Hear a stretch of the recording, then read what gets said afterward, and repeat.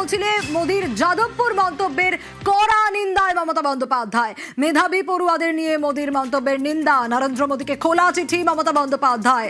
ছাত্র আন্দোলন গণতন্ত্র বিরোধী হতে পারে না, খোলা চিঠিতে মোদির মন্তব্যের সমালোচনা মমতা বন্দ্যোপাধ্যায়ের।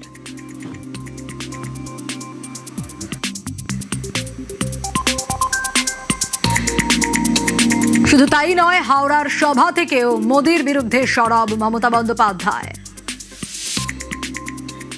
একটা প্রধানমন্ত্রী আজকে যাদবপুর ইউনিভার্সিটির স্টুডেন্টদের যে ভাষায় আক্রমণ করেছেন, আমি মনে করি ছাত্র সমাজ, যুব সমাজের প্রতিবাদ করা উচিত।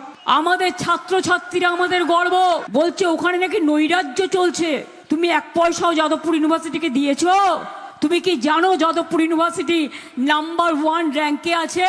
মাথায় রেখে দিও। কখনো ছাত্রছাত্রীদের অ্যাটাক করছো, কখনো মা বোন নাকি রাস্তায় হাঁটতে পারে না বলছো। প্রশ্ন করলেই আক্রমণ। প্রধানমন্ত্রীর মন্তব্যের সমালোচনায় যাদবপুরের প্রাক্তনী ও সিপিআইএম নেতা সুজন চক্রবর্তী।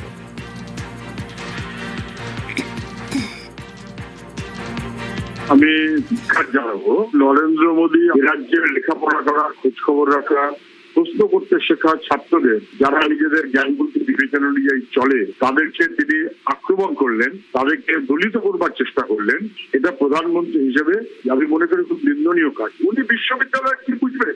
যাদবপুর বিশ্ববিদ্যালয় ওয়ার্ল্ড র্যাঙ্কিং এ আছে, আমাদের দেশের র্যাঙ্কিং এ আছে। ছাত্র তারা প্রশ্ন করে, তারা প্রশ্ন করে জানতে চায়, এটাই তো হবার কথা। তিনি কি করে বুঝবেন? তার ডিগ্রিটা যাও। যাদবপুর বিশ্ববিদ্যালয় এবং ছাত্রদেরকে ভয় পান মোদীজি।